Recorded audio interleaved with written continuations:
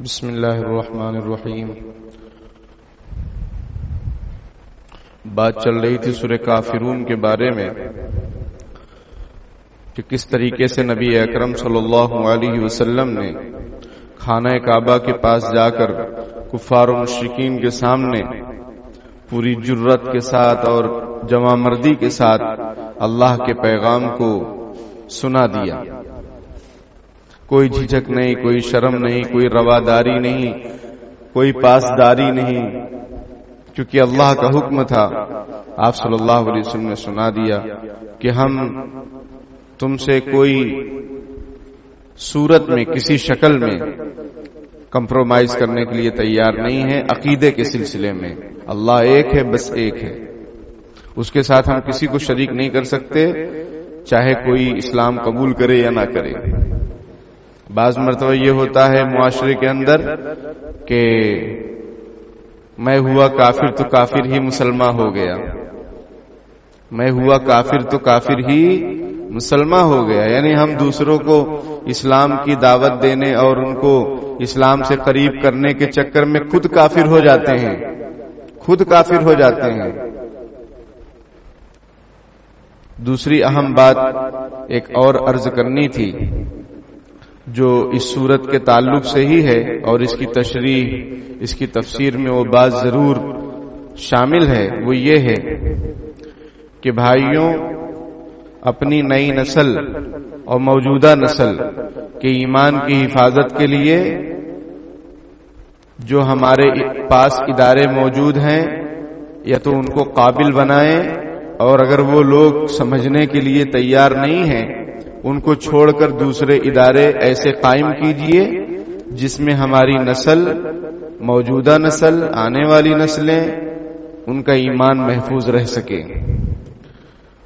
انہیں کسی ڈگری حاصل کرنے کے لیے جینس اور شرٹ نہ پہننا پڑے، انہیں کسی ڈگری حاصل کرنے کے لیے کفریہ شرکیہ کاموں کو نہ کرنا پڑے، روزہ نہ چھوڑنا پڑے، نمازوں کو نہ چھوڑنا پڑے، ورنہ اگر یہ سب چیزیں ہی نہ ہوں، نماز نہ ہو، روزہ نہ ہو، تو مسلمان کاہے کا؟ آپ کو معلوم ہونا چاہیے کہ خلیفہ وقت اگر موجود ہو اور کوئی روزہ چھوڑے کلم کلا، اس کو قتل کر دیا جائے گا۔ کیوں قتل کر دیا جائے گا؟ تاکہ دوسرے لوگ روزہ رکھیں، یہ کلم کلا کھائے گا تو روزے کی اور اسلام کی بے حرمتی نہیں ہوگی۔ تو اس لیے ایک اہم اور ضروری بات یہ ہے کہ آپ اپنے پیسوں کو ایسی جگہ خرچ کیجئے جس سے نئی نسل، آنے والی نسلیں، موجودہ نسل، ان کا ایمان، عقیدہ محفوظ رہ سکے۔ ہم یہ دیکھتے ہیں اسکول کالجوں کا حال، کیا حال ہے؟ بہت سارے مسلم اداروں کو ہم نے دیکھا کہ وہاں ڈانس ہو رہا ہے، وہاں روزے چھوڑے جا رہے ہیں، وہاں ناچ گانے ہو رہے ہیں۔ یہ مسلم ادارے کہلانے کے قابل ہیں؟ اور اس کو چلانے والے حاجی نمازی ہیں؟ یہ کون سے حاجی نمازی ہیں؟ کیا اسلام صرف مدرسے میں رہتا ہے؟ اسکول کالج میں اسلام کی ضرورت نہیں ہے؟ قبر میں سب کو جانا ہے۔ تو اس لیے اہم موضوع یہ ہے، اہم ٹاپک ہے، بہت ضروری بات ہے۔ رمضان المبارک کا عظیم الشان مہینہ چل رہا ہے، آج ویسے بھی یوم الفرقان ہے، یعنی حق اور باطل کے فرق کرنے کا دن، یعنی غزوہ بدر کا دن ہے۔ آج ہی کے دن غزوہ بدر ہوا تھا اور اس میں مسلمانوں نے فتح حاصل کی تھی۔ مٹھی بھر لوگ تھے لیکن 1000 کے لشکر پر وہ کیسے غالب آ گئے؟ کیا چیز تھی کہ جس نے ان کو غلبہ دلا دیا؟ آج ہم کروڑوں ہیں، بے شمار ہیں، بہت زیادہ ہیں، لیکن پھر بھی ذلت و پستی کے اندر جاتے ہی جا رہے ہیں، جاتے جا رہے ہیں۔ اور ذلت و پستی کی بات چھوڑیے، نئی نسل کا ایمان نکلتا جا رہا ہے، نئی نسل کا ایمان رخصت ہو رہا ہے، نہ ان کو قرآن کا پتہ ہے، نہ اسلام کا پتہ ہے، نہ پیغمبر اسلام کا پتہ ہے۔ یہ اولاد ہمارے کس کام آئے گی؟ حدیث شریف میں ایک انسان مر جاتا ہے لیکن 3 چیزیں پیچھے چھوڑتا ہے، اس میں سے ایک ولد صالح یدعو لہ، نیک اولاد جو اس کے لیے دعا کرے۔ ہم اپنی اولاد کا جائزہ لیں، کیا وہ نیک ہیں اور وہ ہمارے لیے دعا کریں گے اور قبر پر آئیں گے، یا پھر سالگرہ منائیں گے، یا سالگرہ منائیں گے، ڈے منائیں گے؟ ڈیز کس کی دین ہے؟ یہ مغربی تہذیب کی دین ہے جو ہمارے معاشرے میں بالکل لازمی طور پر سرایت کر چکی ہے گھروں کے اندر، اسکولوں کے اندر، کالجوں کے اندر۔ یہ کالج کیا ہیں؟ حضرت تھانوی رحمۃ اللہ علیہ فرماتے ہیں سراسر فالج ہیں، سراسر فالج ہیں۔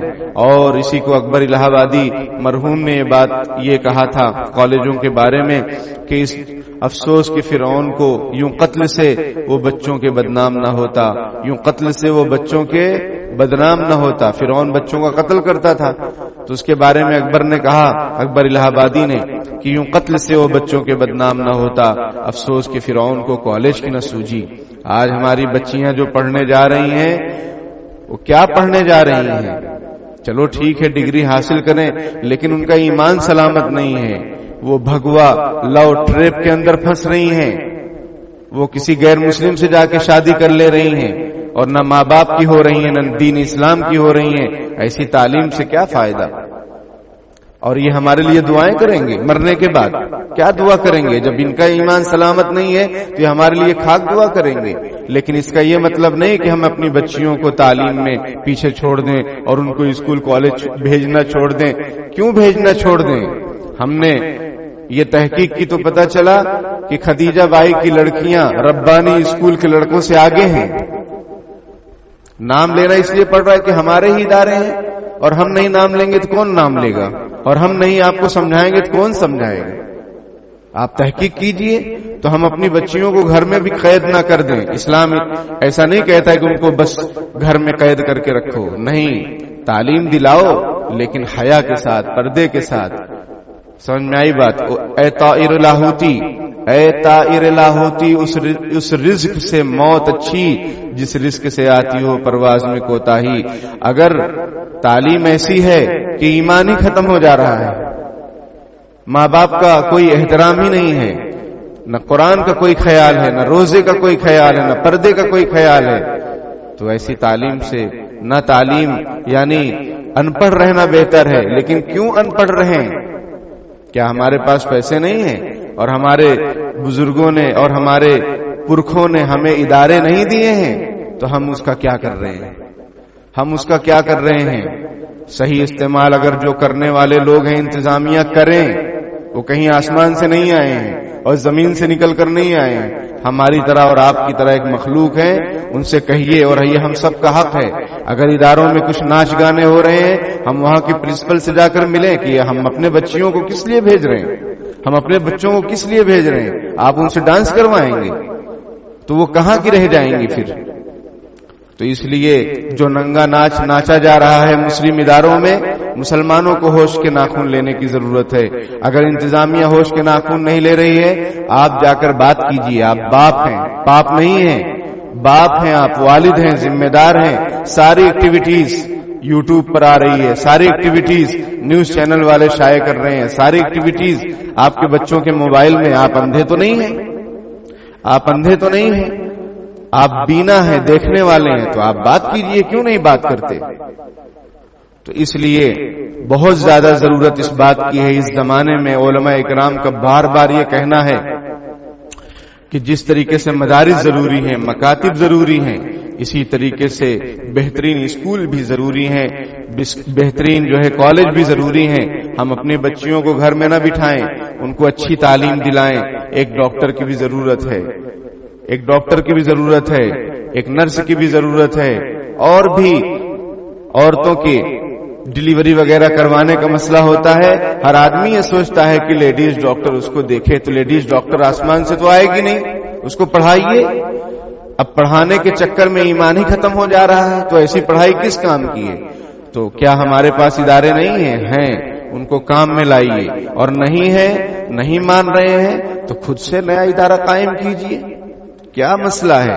کروڑوں روپے آپ ادھر ادھر خرچ کر رہے ہیں، لاکھوں روپے ادھر ادھر خرچ کر رہے ہیں، اس پیسے کو بچا کر ایسے اسکول اور کالج تیار کیجئے۔ یا جو اسکول کالج ہیں اپنے شہر میں، ایسی بات نہیں ہے، ناگپور میں بھی ہیں، لیکن جو ان کی صورتحال ہے وہ میں نے سب ابھی آپ کے سامنے ذکر کی۔ سب کچھ ہو رہا ہے وہاں پر، سب کچھ ہو رہا ہے، اور ٹیچر حضرات کو اللہ ہدایت دے، یہ کیا جواب دیں گے قیامت کے دن؟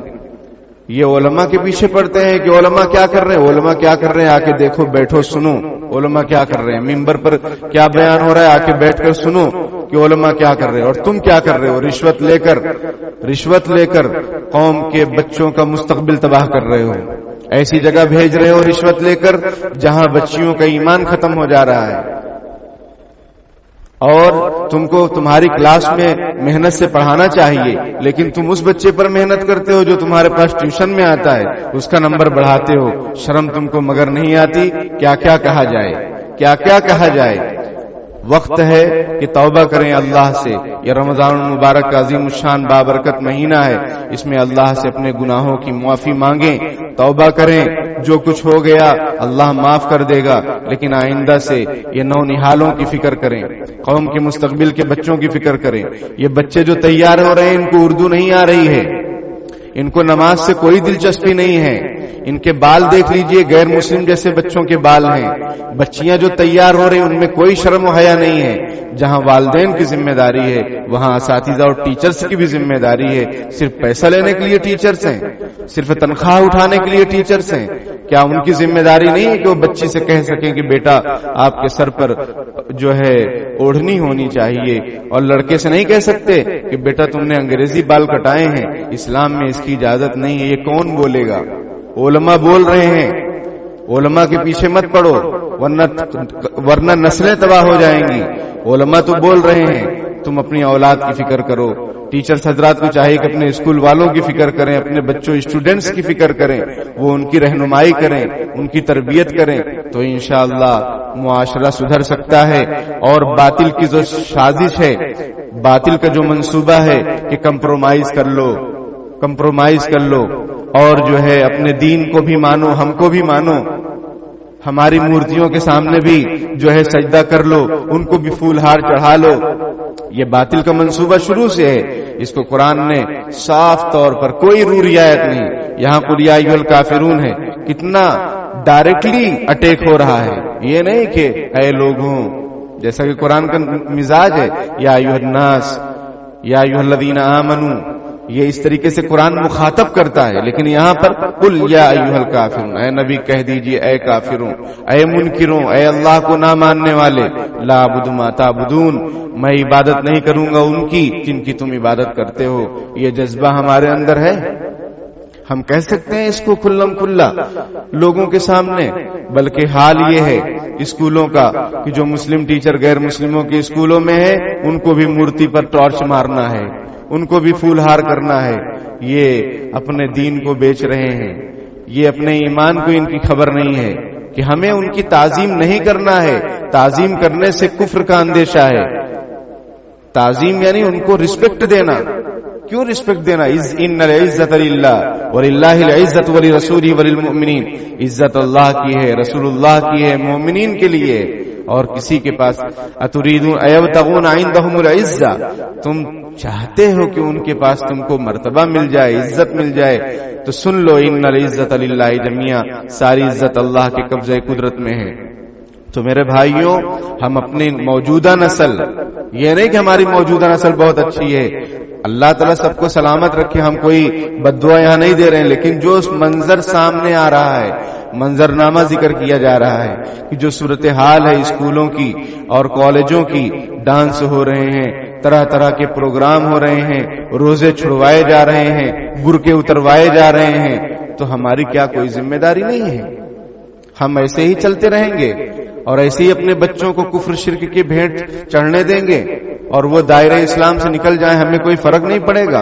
حضرت ابوبکر رضی اللہ تعالیٰ عنہ کو جب خلافت ملی، نبی اکرم صلی اللہ علیہ وسلم کے انتقال کے بعد ان کو جب سب صحابہ اکرام نے خلیفۃ المسلمین بنایا، خلیفۃ الرسول بنایا، تو کسی علاقے میں کچھ لوگوں نے زکوٰۃ دینے سے انکار کر دیا۔ حضرت ابوبکر نے فرمایا ہم ان کے خلاف جہاد کریں گے۔ لوگ کہہ رہے ہیں کہ ابھی حضور کا انتقال ہوا ہے اور سب معاملہ ایک دم وہ ہے، غمزدہ ہے اور نازک ہے۔ حضرت ابوبکر صدیق رضی اللہ تعالیٰ عنہ بہت نرم دل انسان تھے، لیکن فرماتے ہیں نہیں، انہوں نے زکوٰۃ کا انکار کیا ہے، ہم ان سے جہاد کریں گے۔ اینقص الدین وانا حی، ابو بکر زندہ ہو اور دین کے اندر کوئی کمی ہو، یہ کیسے برداشت کر سکتے ہیں؟ تو ہم لوگ بھی تو حضرت ابو بکر کے نام لیوا ہیں، ہمارے ہوتے ہوئے بچیاں مرتد ہو رہی ہیں، لڑکے مرتد ہو رہے ہیں، دین اسلام سے جو ہے نکل جا رہے ہیں، نہ ادھر کے رہ رہے ہیں نہ ادھر کے رہ رہے ہیں. اور بچیوں کے ساتھ پھر آگے کیا کیا جا رہا ہے؟ کیا اخبارات میں ہم نہیں پڑھتے؟ قتل کر دیا جا رہا ہے، کنویں میں ڈال دیا جا رہا ہے، جسم کو جو ہے ٹکڑے ٹکڑے کر کے ان کا ستیہ ناش کر دیا جا رہا ہے، یوز اینڈ تھرو کیا جا رہا ہے ہماری بچیوں کا. کیا ہمارے سر میں جوں نہیں رینگتی ہے؟ ہم ان کے لیے اچھا انتظام نہیں کر سکتے ہیں؟ یہ پیسے شادی کے بیاہ کے لیے اللہ نے دیے ہیں آپ کو، یا پھر صرف زکات نکال دو ادھر ادھر دے دو ہو گیا کام؟ یہ نسلوں کا کیا ہوگا؟ اور بچے سب کے ہیں، ہمارے بھی ہیں، آپ کے بھی ہیں، اور پوری قوم کے بھی ہیں. تو ان کی فکر کون کرے گا؟ اس لیے خدا کے واسطے یہ جو سورت ہے سورہ کافرون، اس کا صاف صاف دو ٹوک لفظوں میں پیغام ہے، بالکل کوئی کمپرومائز نہیں. کل ہی میں نے بتایا راجیو گاندھی نے جب یہ سرکولر جاری کیا کہ سرسوتی کے سامنے سب کو نمن کر کے جانا ہے. آج اسکولوں میں یوگا نہیں ہو رہا ہے، یوگا کے نام پر، ورزش کے نام پر کیا ہو رہا ہے؟ یوگا ان کی ایک خاص تہذیب ہے مشرکین کی، اس میں عبادت کے پہلو ہیں، وہ ہمارے بچے اور بچیاں کر رہے ہیں اور ہمارے ٹیچر شان سے کرا رہے ہیں. کسی کو کوئی فرق نہیں پڑ رہا ہے، کسی کو فرق پڑے یا نہ پڑے، ہمیں تو فرق پڑ رہا ہے. اور ہم اس کو واضح کر رہے ہیں کہ یہ سب باطل نظریات ہیں، باطل عقائد ہیں. اگر نہیں جاگو گے یہ نسلیں، جیسا کہ میں نے بتایا تھا علی گڑھ یونیورسٹی کا گریجویشن کا طالب علم 3rd ایئر BA کا، اس نے اپنے والدین کے ساتھ کیا کیا؟ اس نے والدین کو چھری کے ذریعے سے قتل کیا، دونوں کو. ابا نے صرف ڈانٹ دیا تھا اور وہ ابھی ابا امام تھے. تو جب اولاد میں دین نہیں ہوگا، اولاد کی جو ہے تربیت کی فکر نہیں ہوگی، یہ ہمارے کسی کام کے نہیں ہوں گے. یہ مرنے کے بعد کیا دعائیں کریں گے؟ اور کیا ہماری پوچھ نہیں ہوگی قیامت کے دن اللہ تعالیٰ کے یہاں کہ ہم نے تم کو مال دیا، تم نے کیا کیا؟ اور اولاد دی، ان کی کیا تربیت کی؟ کلکم راع وکلکم مسئول عن رعیتہ، تم میں سے ہر شخص نگران ہے اور اس کو اس کے ماتحتوں کے بارے میں پوچھا جائے گا. یہاں والدین کی بھی گرفت ہوگی، ٹیچر حضرات کی بھی گرفت ہوگی، پکڑ ہوگی، اور علماء کی بھی پکڑ ہوگی اگر وہ نہیں اپنی قوم کو جگائیں گے تو. اس لیے خدا کے واسطے جاگ جائیے، اور جو بھی ادارے ہیں پورا مکمل جائزہ لیجئے کہ یہ کیا کر رہے ہیں. اگر صحیح کام کر رہے ہیں ان کا سپورٹ کرو، ان کا سپورٹ کرو. ہم کسی کے خلاف بھڑکا تھوڑی رہے ہیں، ہم بھڑکا کر کیا کریں گے؟ ہمارا کام بھڑکانا نہیں ہے، ہمارا کام جوڑنا ہے اور صحیح بات بتانا ہے، حق بات جو ہے واضح کر دینا ہے سب کے سامنے. جو ادارے صحیح نہج پر کام کر رہے ہیں بالکل ان کا سپورٹ کیجئے، ان کی مدد کیجئے، ان کے ساتھ کھڑے ہو جائیے. اور جو ادارے اپنے مقاصد سے ہٹ گئے ہیں ان کو پیار محبت سے سمجھائیے کہ اس طریقے سے بچوں کا مستقبل تباہ ہو جائے گا. ایمان ہی نہیں رہے گا تو کیا کریں گے ہم؟ ان کو ڈاکٹر انجینئر بنا کر وہ صرف لوٹیں گے قوم کو، وہ لوٹیں گے قوم کو اگر ایمان ہی نہیں رہے گا ان کے اندر. تو ان کو سمجھایا جائے. نہیں مانتے ہیں تو جو قانونی کارروائی کی جا سکتی ہو بالکل کی جائے، اور اگر تب بھی نہیں مانتے ہو تو اپنا ادارہ مستقل قائم کیا جائے جس میں بچوں کا ایمان محفوظ رہے، اعمال محفوظ رہیں، عقیدے محفوظ رہیں، اور ڈگریاں بھی ساتھ میں رہیں تاکہ وہ قوم و ملت کے بہترین فرد ہوں، ملک ملت کے بہترین فرد بنے. کیونکہ اگر ایمان اگر نہیں ہے تو وہ بہترین انسان نہیں بن سکتے ہیں. کتنے پی ایم سی ایم کتنے عہدوں پر بیٹھے ہوئے ہیں، سرکاری عہدوں پر، لیکن سب کو اپنی پڑی ہے کیونکہ ان کے پاس ایمان نہیں ہے. ایمان ہوتا تو انہیں پورے ملک کی پڑی ہوتی، پوری انسانیت کی فکر ہوتی. بہرحال یہ سورہ کافرون کا پیغام ہے. میں تو سورہ نصر کی تفسیر آج آپ کے سامنے کرنے والا تھا، لیکن اچانک یہ مضمون ذہن میں آیا کہ ہمارے اداروں کا حال، اور پھر اگر ادارے نہیں سدھر رہے ہیں تو نئے ادارے بنانے کا پختہ ارادہ کیجئے، اپنے پیسوں کو صحیح جگہ لگائیے تاکہ ملک ملت کا فائدہ ہو، ہماری نسلوں کا ایمان محفوظ ہو. نسلیں دعائیں دیں گی انشاءاللہ تبارک و تعالی. اللہ تعالی کہنے سننے سے زیادہ عمل کی توفیق عطا فرمائے. وآخر دعوانا الحمدللہ رب العالمین.